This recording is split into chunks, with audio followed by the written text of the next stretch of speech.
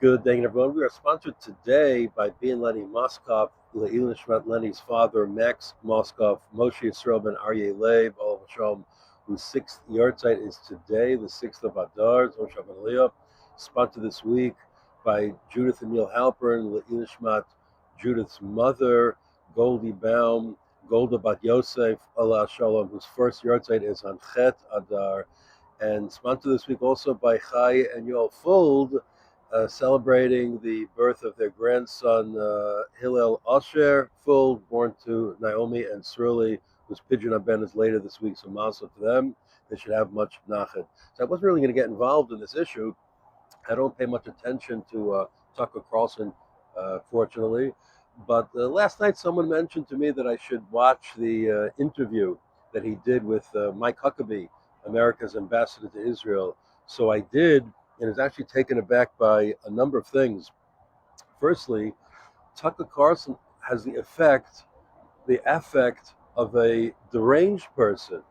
The way he speaks, the demonic laugh, the he just seems disturbed in his conversations, which is really not surprising given where his attitudes are. I believe he's not an anti-Semite. He has nothing against Semites. He just hates Jews and hates Israel, and that became clear. Also, part of the deranged persona is that he's scatterbrained. He flits from topic to topic.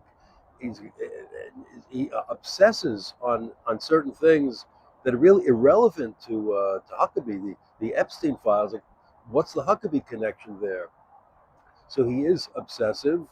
Uh, by the way, it interested me. This didn't come up, but apparently he accused Bougie Herzog, the president, of being a visitor to Epstein, a friend of his, and a visitor to the island.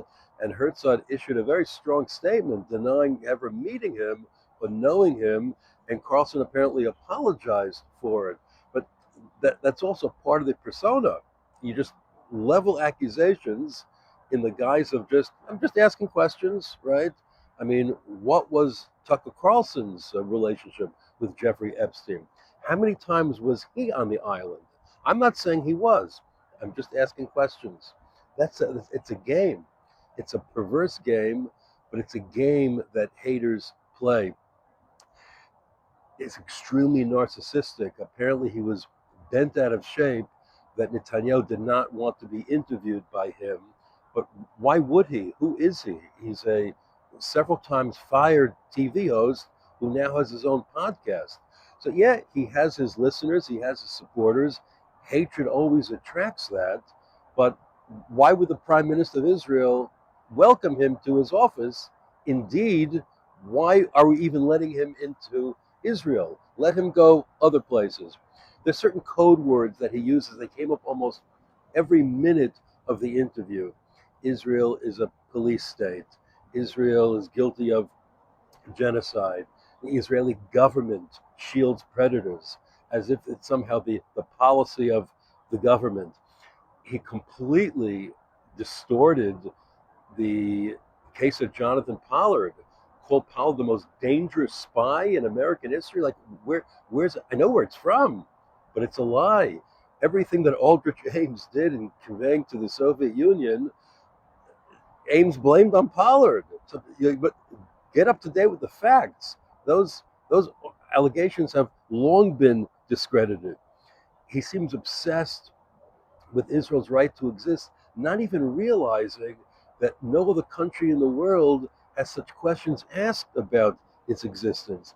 He's ignorant in certain things, blustery, self confident, but ignorant.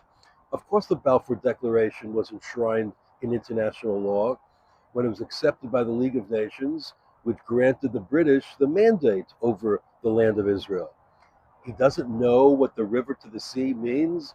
People have different interpretations of that. Netanyahu's parents didn't speak Hebrew. Like, what question is this? What kind of comment is this?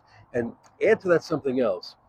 He was obsessed on two things, additionally obsessed on two things. Who is a Jew, and what are the borders of the land of Israel?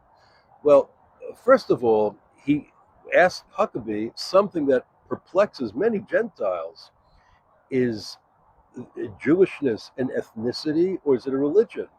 And of course, the answer, like Huckabee said, he had tremendous patience for this nut. It's both. God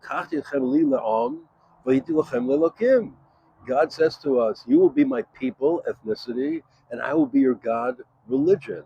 We are a religio nation. It's the only one in existence. We are both of them. Why is it so hard to understand?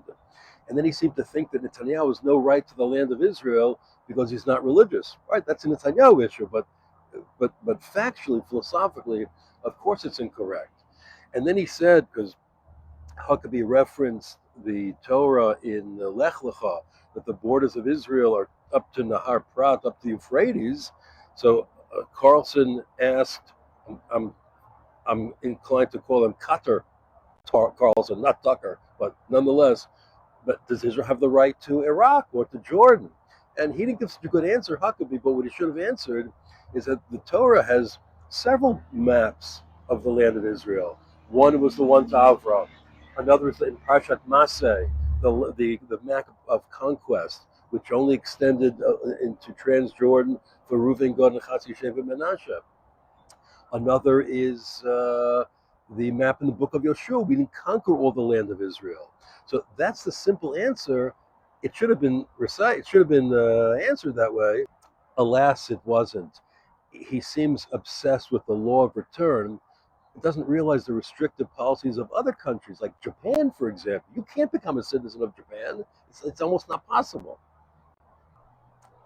And Netanyahu was the one who forced the Americans to go to war in Iraq. He blames the war in Iraq on Israel. He wasn't even prime minister then. Well, Huckabee has the patience of a saint, maybe from his history as a preacher. All right, have a good day.